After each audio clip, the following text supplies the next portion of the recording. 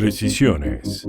Un espacio de entrevista para abordar la realidad desde sus distintos aspectos con el enfoque ONEA México. Expertos, legisladores, activistas, todos en un mismo lugar. Precisiones. Primero quisiera pedirte que te presentaras con nosotros, por favor.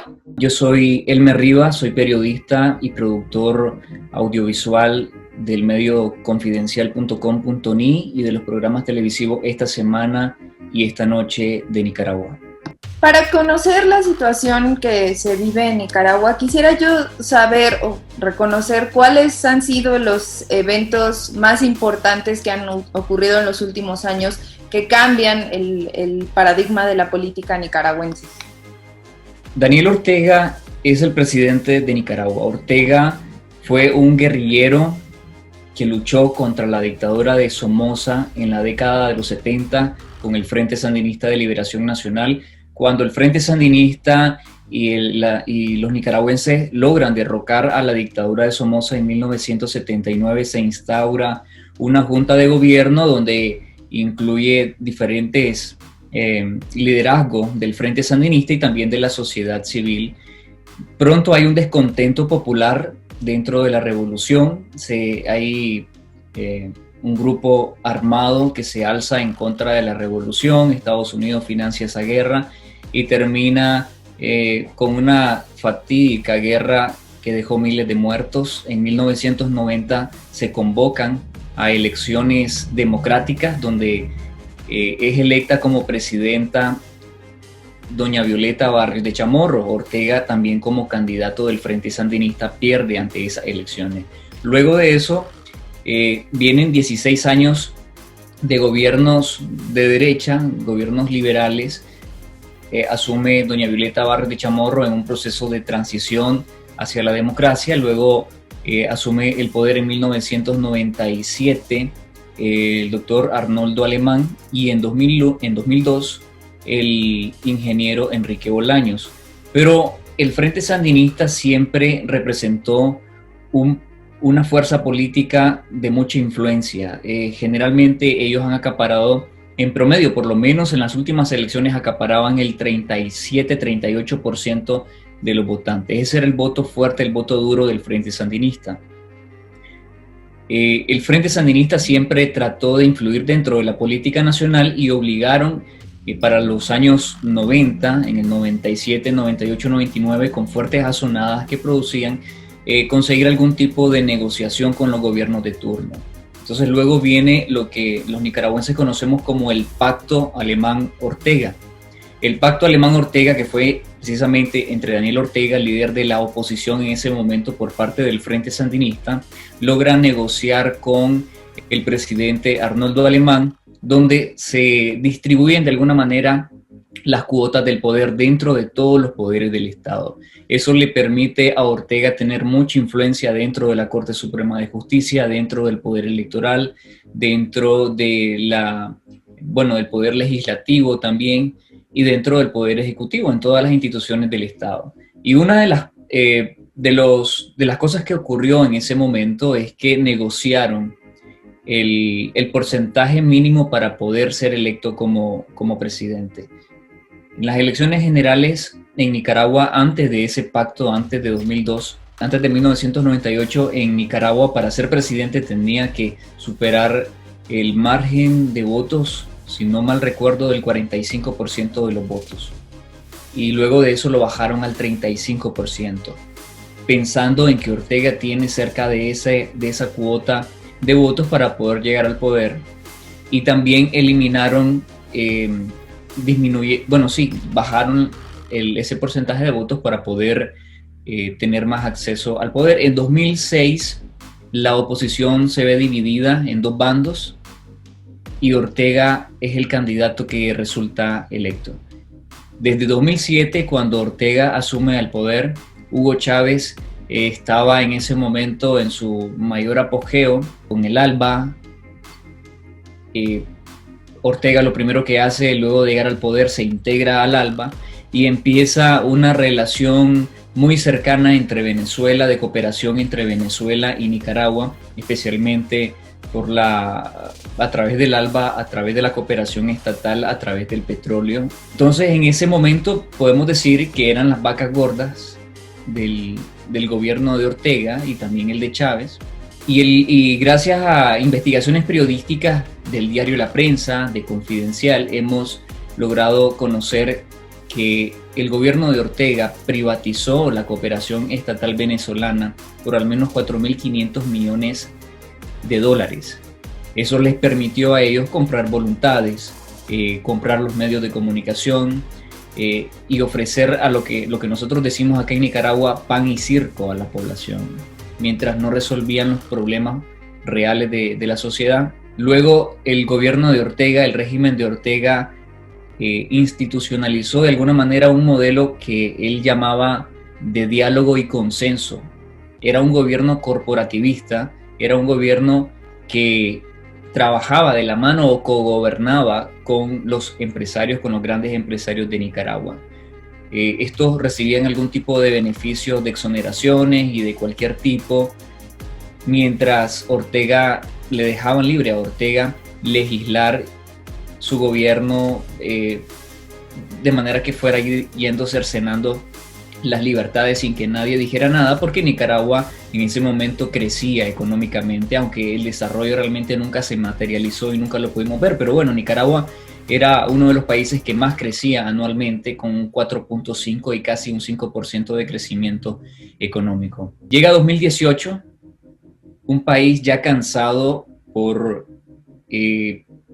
la represión, por esta dictadura que era una dictadura institucional.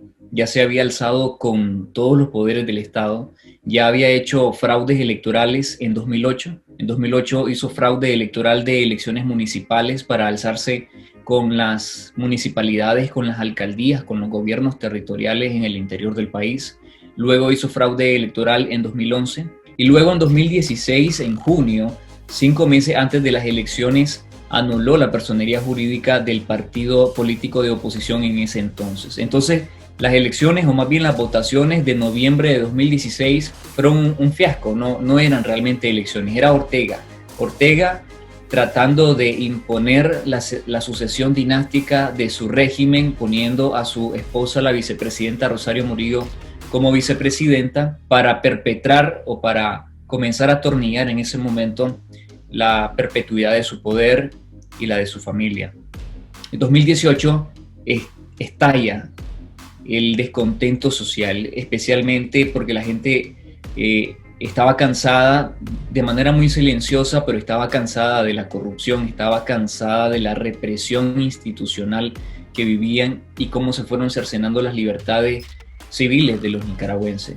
En 2018 se imponen unas reformas a la seguridad social, precisamente porque el Instituto de Seguridad Social había sido usado como una caja chica del gobierno para invertir en negocios privados de sus propios socios o de sus propios personeros del poder, mientras la seguridad social venía en quiebra y está en quiebra.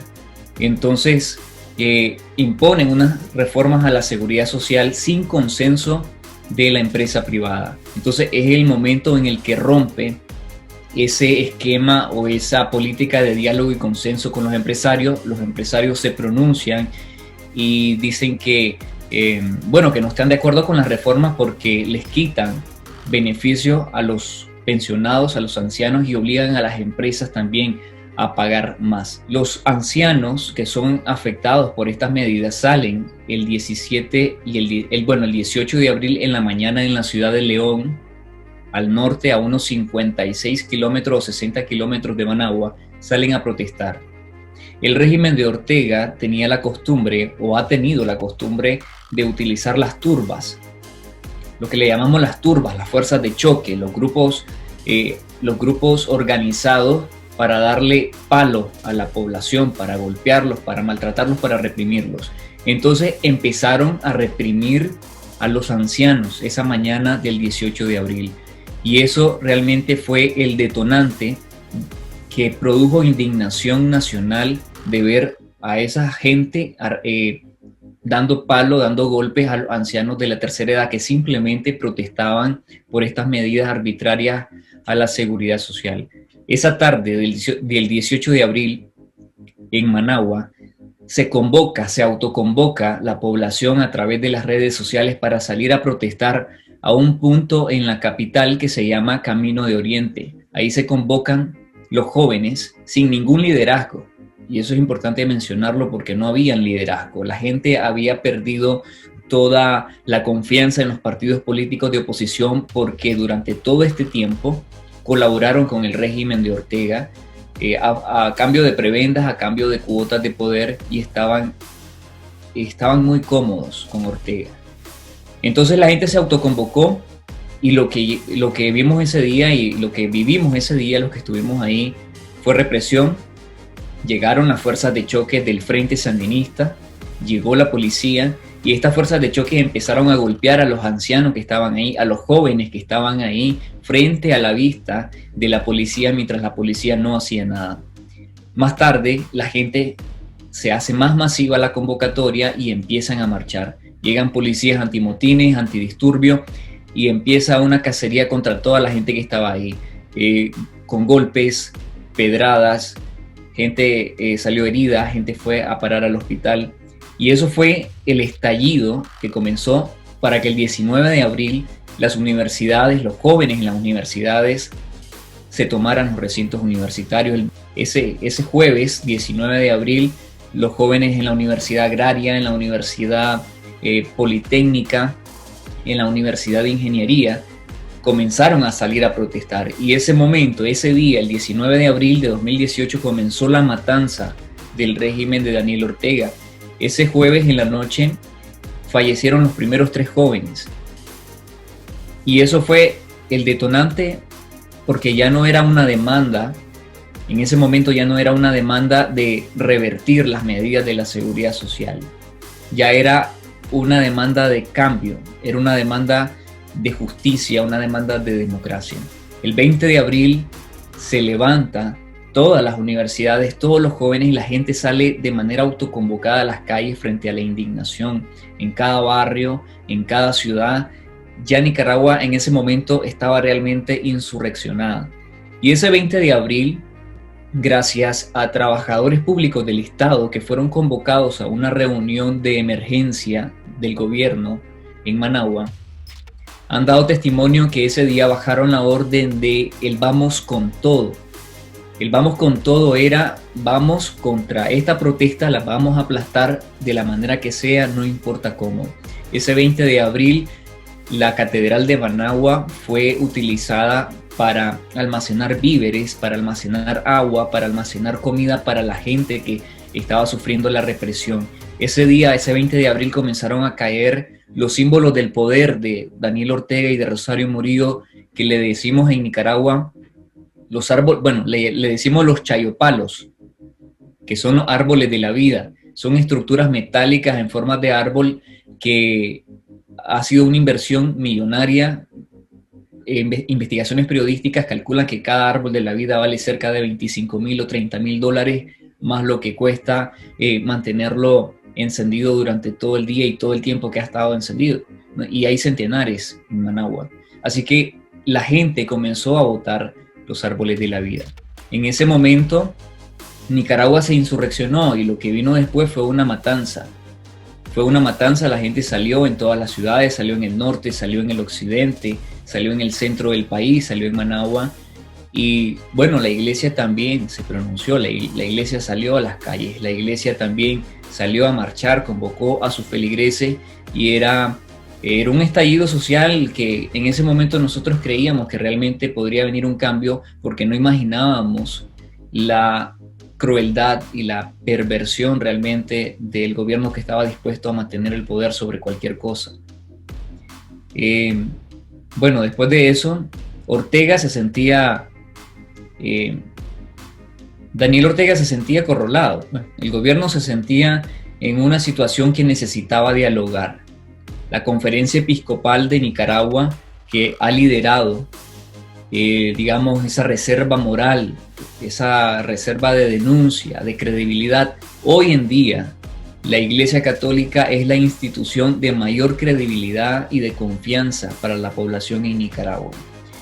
La Conferencia Episcopal invita y llama a que se convoque un diálogo nacional.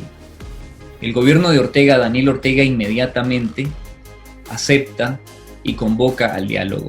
Y el diálogo, la primera sesión del diálogo se da el 16 de mayo del 2018.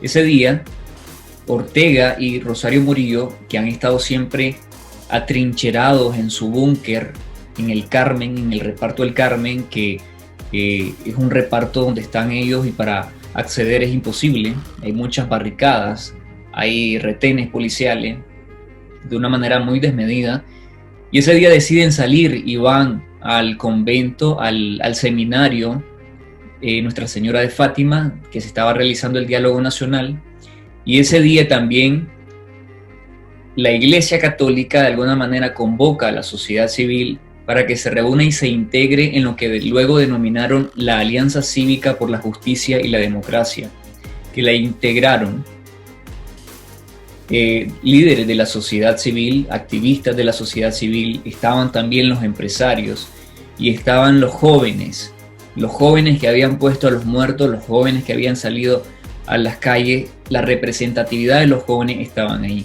Y fue el momento en que todos vimos en Nicaragua y se conoció a nivel mundial cómo el joven que hoy está encarcelado, Lester Alemán, tomó la palabra, saltó la palabra del presidente para demandar lo que todo el pueblo estaba realmente demandando en ese momento, que era democracia, que era justicia y era un cambio.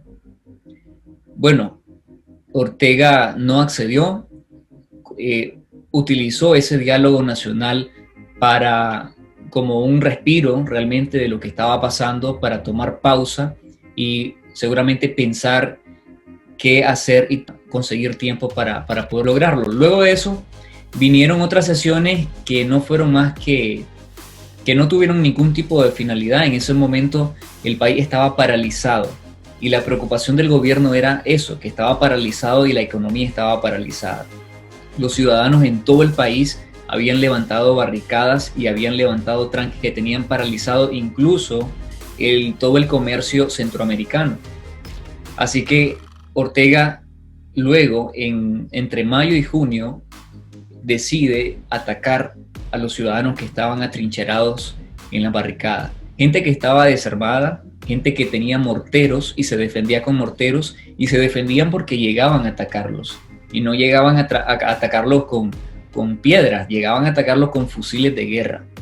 En junio comienza lo que se denomina la Operación Limpieza. La orientación de Ortega de desmantelar a cualquier costo todos los tranques y todas las protestas que habían en ese momento en Nicaragua. Y es cuando comienza la más sangrienta represión de la policía y de grupos paramilitares que continúan actuando al margen de la ley, al margen de la policía y al margen del ejército, y que el ejército no ha hecho nada para desmantelarlos. Comienza la represión y empiezan a desmantelar los tranques y las barricadas con fusiles de guerra. Se pudieron constatar, se pudieron ver que habían armamento pesado, habían AK-47, habían PKM, habían de todo tipo de armamento pesado. Comenzó una cruel y una sangrienta represión. Luego, en julio, mediados de julio, Ortega logra desmantelar toda la protesta a nivel nacional, con centenares de muertos y decenas de miles de exiliados. Para julio y agosto comenzó la ola más grande de exiliados del 2018 y 2019. Gente que huyó especialmente hacia Costa Rica para salvaguardar su vida. Continúa la represión, llega 2020 y en 2020, bueno, los grupos opositores se están organizando, siempre continúa la represión, siempre continúa el estado de sitio policial, pero en 2020 llega la crisis de la emergencia sanitaria. El país venía arrastrando ya 3 años de recesión económica, 3 años de recesión política y de represión. Llega la pandemia, y la pandemia viene a agudizar todo, viene a agudizar la crisis política y viene a agudizar la crisis económica. Entonces, desde ese momento, Ortega se niega a aceptar la realidad y comienza a perseguir a los médicos y a las organizaciones que alertaban y demandaban medidas y prevención contra la COVID-19. En diciembre de 2018, porque Ortega en 2018, en diciembre, empezó una ofensiva también contra las organizaciones no gubernamentales. En diciembre de 2018, Ortega canceló la personería jurídica de al menos 14 ONGs que promovían derechos democráticos, derechos civiles, que promovían la democracia, que promovían la justicia y también que promovían la libertad, que promovían los derechos humanos.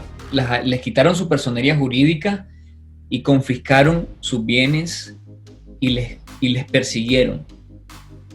Entonces, luego, en 2020, comienzan a legislar la ley de regulación de agentes extranjeros y comienzan a legislar una ley llamada Ley Especial de Ciberdelitos, que lo que pretende esta supuesta ley es castigar las presuntas noticias falsas en las redes sociales.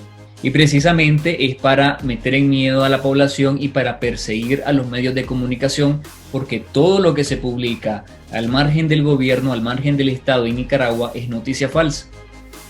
Y no hay nada dentro de la ley que defina realmente qué es una noticia falsa. Así que sus jueces y ellos mismos determinan qué es una noticia falsa. En mayo de 2021, en este año, ya los grupos de oposición comienzan a organizarse y a seleccionar precandidatos para presentarse a la elección. Ortega tiene controlado todo el sistema del poder electoral y cualquiera podría pensar que podría alzarse con la victoria bajo esas condiciones porque tiene el poder y el control de todo, pero Ortega tiene miedo de la gente. Ortega, aún así, en esas condiciones, sabía que podría perder y sabía que podría producirse un nuevo estallido social frente a la indignación de un robo de las elecciones. El régimen de Daniel Ortega, con apoyo de los partidos colaboracionistas, le quitan la personería jurídica al Partido Ciudadanos por la Libertad y le quitan la nacionalidad nicaragüense a la presidenta de ese partido porque tenía doble nacionalidad y la obligan a exiliarse. De esa manera, Ortega elimina por completo la competencia política y anula las elecciones de 2021. Desde entonces, el país sigue sumergido en esa condición. Ortega ha elevado sus mensajes de odio y de criminalización contra la Iglesia Católica, hasta llamarlos curas del demonio, y un sinnúmero de adjetivos que, precisamente porque la Iglesia no ha callado, la Iglesia continúa denunciando las violaciones de los derechos humanos, lo continúa haciendo durante sus homilías, los obispos lo hacen en sus homilías, lo hacen en sus mensajes pastorales que publican en las redes sociales y en los medios de comunicación. Entonces, el país está sumergido en esta profunda crisis agravada en este momento por la emergencia sanitaria. Los presos políticos continúan en las cárceles. A muchos de ellos se les permitió ver hasta 80 días después de que fueron detenidos. Estos presos políticos fueron encarcelados de manera arbitraria, sin ninguna orden judicial. Fueron capturados a medianoche, fueron secuestrados de sus casas y no tuvieron y no han tenido realmente el derecho a la debida defensa. Lo primero que me gustaría preguntarte sería, ¿se prevén que haya unas elecciones, aunque sea que Ortega sea el único candidato, o simplemente se canceló el proceso electoral o hay candidatos a modo para Ortega? En Nicaragua habrán votaciones, invitarán a la gente a salir a votar, pero la gente no tendrá a quién elegir. El gobierno obligará a los trabajadores del Estado, porque ellos tienen censo y obligan a los trabajadores del Estado a ir a votar. ¿Por quiénes votan? Podrían votar por cualquier otro, pero eso no importa, porque Ortega tiene controlado el sistema del poder electoral.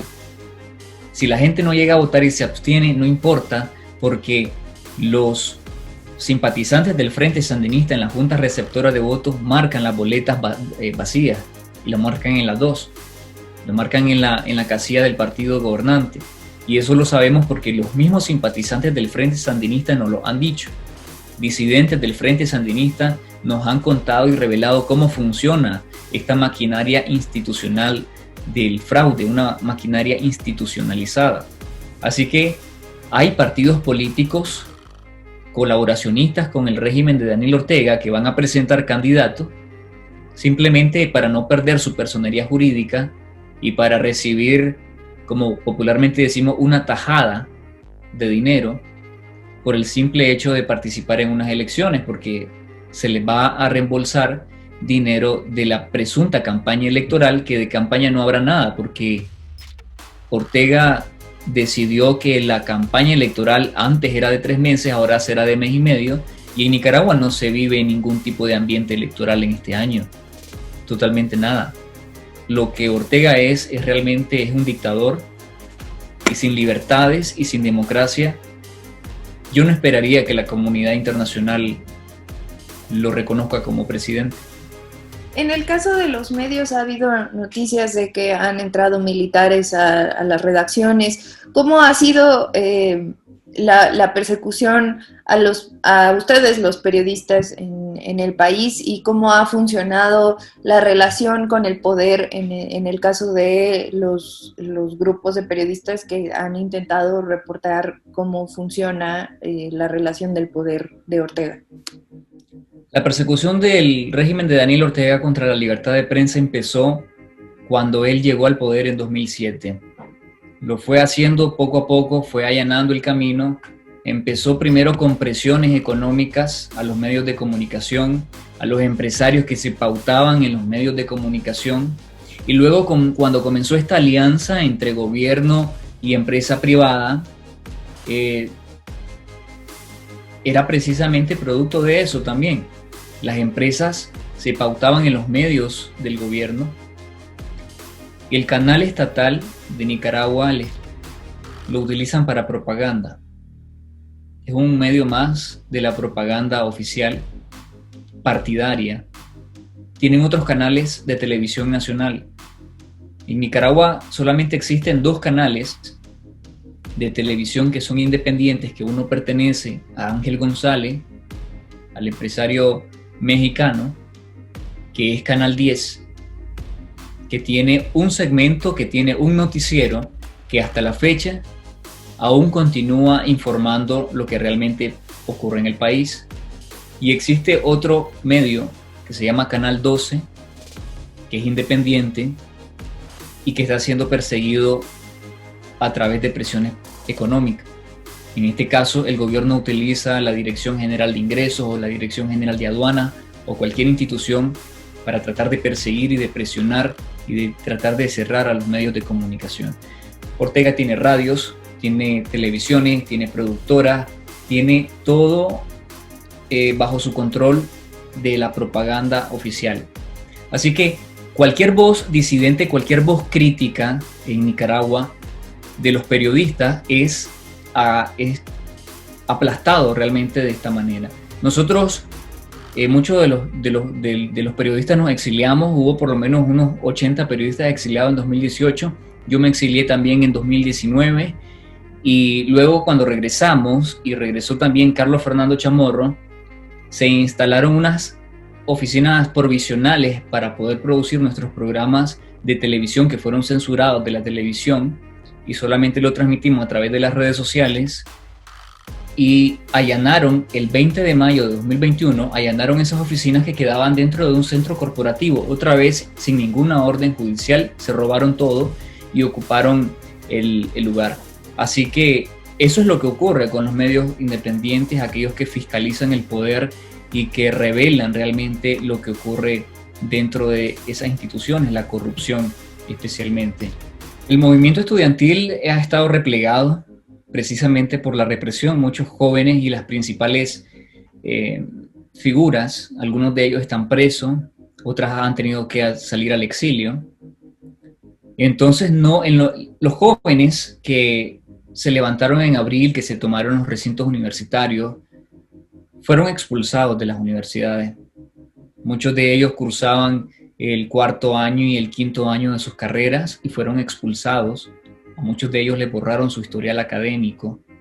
Así que muchos de ellos optaron por continuar en la lucha cívica, muchos de ellos decidieron irse mejor del país por la represión. Pero podría asegurar que el movimiento estudiantil ahorita está realmente descabezado. Dentro de las universidades probablemente haya resistencia, pero el control político dentro de las universidades es muy agresivo también, entonces los universitarios no pueden organizarse dentro de los recintos universitarios. Ante lo que sucede con la COVID, las universidades, los centros de trabajo siguen funcionando igual, nunca pararon, o sea, las cosas funcionan como si no hubiera COVID. En Nicaragua no hay COVID. En las últimas semanas, el Ministerio de Salud ha informado que hay en promedio más de 400 contagios semanales de COVID-19. Superó el pico de mayor contagio que el mismo oficialismo registró en mayo del 2020. Pero a pesar del rebrote, no hay ningún tipo de alerta a la población y de manera descarada dicen que fallece un ciudadano a la semana por COVID-19. Y te cuento, dicen que fallece un ciudadano por COVID-19 desde octubre del 2020. Desde octubre del 2020 anuncian eso. Es descarado y no les importa, porque nadie les cree. Tampoco les creen sus propios simpatizantes. Y es que hay una orientación política de... Ellos han centralizado las pruebas COVID. Si tú quieres irte a hacer una prueba COVID, a un lugar no puedes porque está centralizado por el Ministerio de Salud y tienes que ir a las oficinas centrales del Ministerio de Salud.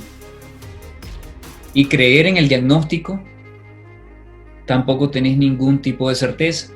Quisiera preguntarte, desde que llega el presidente Ortega, ¿cambian las leyes para que se permita la reelección o ya se autorizaba este número de reelecciones que ya ha tenido? Porque históricamente en América Latina se permite 1, 2 a lo mucho, ¿no? Pero ¿qué sucede en Nicaragua que se permite esta cantidad de reelecciones? En Nicaragua, cuando Ortega llega al poder en 2007, la constitución política de Nicaragua, si no mal recuerdo, el artículo 47 de la constitución prohibía la reelección presidencial continua. En 2009, la Corte Suprema de Justicia falla en favor de Ortega y reconocen de que la reelección presidencial es un derecho humano. Es un derecho que tenía Ortega para aspirar a la reelección. De esa manera, a través de la Corte Suprema de Justicia, eliminan ese candado que impedía la reelección presidencial. Y de esta manera se instituye en Nicaragua no solamente la reelección por un periodo más o 2 periodos más, sino que una reelección indefinida. Y Ortega se reelige luego entonces en 2011, en las elecciones del 2011, empieza su periodo en 2012, luego se reelige nuevamente en 2016, inicia su periodo en 2017 y Ortega será el candidato de este año 2021, junto a su esposa, la vicepresidenta Rosario Murillo. ¿Cómo actúa Rosario Murillo en este conflicto? ¿Cuál es su papel realmente o solamente es compañera de decisiones de Ortega o ella toma decisiones por sí misma a lo que ustedes observan? Rosario Murillo comparte el poder con Daniel Ortega y eso es lo que se maneja dentro del Frente Sandinista. En el Frente Sandinista fueron relegados cualquier activista o cualquier dirigente político que antes tenía mucha fuerza. Los combatientes históricos o los líderes históricos del Frente Sandinista fueron completamente relegados, precisamente para dejar a Ortega en el poder y ahora también a Rosario Murillo. Lo que se dice es que el poder es compartido, 50-50, las decisiones las toma Ortega y las toma Murillo. Fuera de eso, no hay nadie que tenga poder de decisión dentro del gobierno de Nicaragua. Todo está completamente centralizado y las orientaciones bajan del más alto nivel. Así que por esas razones es que ellos dos son responsables de los crímenes de lesa humanidad que fueron así catalogados por el grupo interdisciplinario de expertos independientes, el GA, que visitó, ¿no?, in situ Nicaragua por parte de la OEA. Por esa razón comparten el poder. Daniel Ortega es el omnipresente.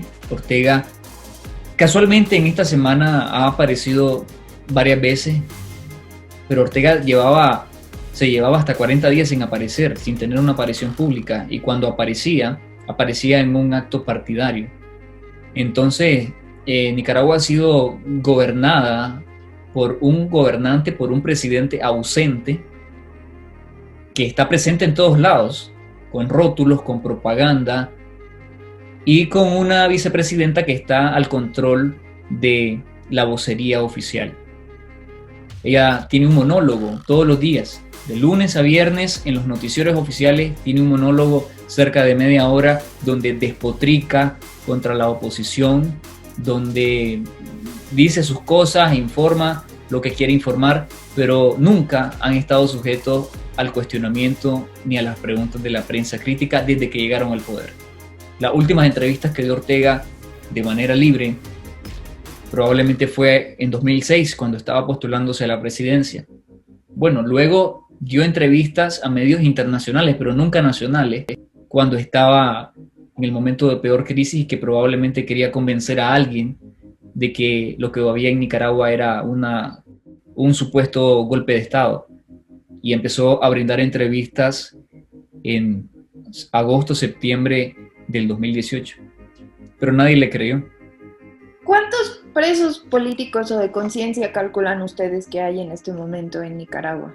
Hay más de 150 presos políticos en Nicaragua. Ya habían al menos 130, 120 presos políticos para mayo del 2021. Y a partir de mayo de 2021, junio del 2021, empezaron a encarcelar a los principales dirigentes políticos de oposición, que suman 35. Hay algunas resoluciones, la ley de cadena perpetua se les aplicará a ellos. ¿Hay alguna luz en el camino sobre sus casos? Aún no, todavía no existe una sentencia por los delitos que presuntamente se les está imputando. Podrían ser sentenciados a entre 10 y 15 años de prisión, probablemente. Pero las acusaciones, por lo que hemos sabido de los abogados defensores, no tienen realmente ningún tipo de sustento legal en lo mínimo. Es totalmente una aberración jurídica. Y una de las aberraciones jurídicas es precisamente contra Miguel Mendoza. Miguel Mendoza es un periodista, un cronista deportivo que fue encarcelado por opinar en las redes sociales. Y no está siendo acusado por la Ley Especial de Ciberdelito, está siendo acusado por supuestos delitos de conspiración. Entonces ahora lo que la Fiscalía presenta en la acusación contra Miguel Mendoza son 10 tweets y una publicación en Facebook, donde supuestamente incitaba a la violencia e incitaba a las sanciones después de retuitear a congresistas de Estados Unidos donde denunciaban las violaciones a los derechos humanos y donde advertían de posibles sanciones. Hablando de Estados Unidos, el gobierno de Ortega ha tenido una posición muy clásica, digamos, muy cercana a lo que se ha dicho en Venezuela, por ejemplo, sobre el posicionamiento de Estados Unidos, y ha habido órdenes de aprehensión en contra de algunas personas cercanas al poder. ¿Cómo ha sido el caso de esta relación con la sociedad por parte de organizaciones de Estados Unidos como USAID o este tipo de grupos? ¿Ha habido algún acercamiento que se ha conocido o se han alejado completamente de la sociedad de Nicaragua? Realmente no sabría decirte, no tengo mucha información. USAID siempre ha estado presente en Nicaragua, siempre estuvo presente. Y una de las excusas de Ortega, o uno de los alegatos, era que Estados Unidos financiaba el supuesto golpe de Estado a través de USAID, cosa que es falso. USAID siempre tiene dentro de su página web de manera ordenada a quién financia y con qué fines. Y dentro de esos financiamientos y dentro de esa cooperación hacia Nicaragua, el mismo gobierno ha sido beneficiado dentro de proyectos de USAID, así también otras organizaciones de la sociedad civil, que eso no es nuevo. ¿Cómo están trabajando ahora? Si hay acercamiento o trabajando, no lo sé. Te cuento, ahorita el gobierno, desde mayo para acá, ha cancelado la personería jurídica de 45 organizaciones no gubernamentales. 15 de ellas eran asociaciones médicas en el peor momento de la crisis de la COVID-19. Cancelaron la personería jurídica de 6 organizaciones no gubernamentales internacionales, incluyendo Oxfam.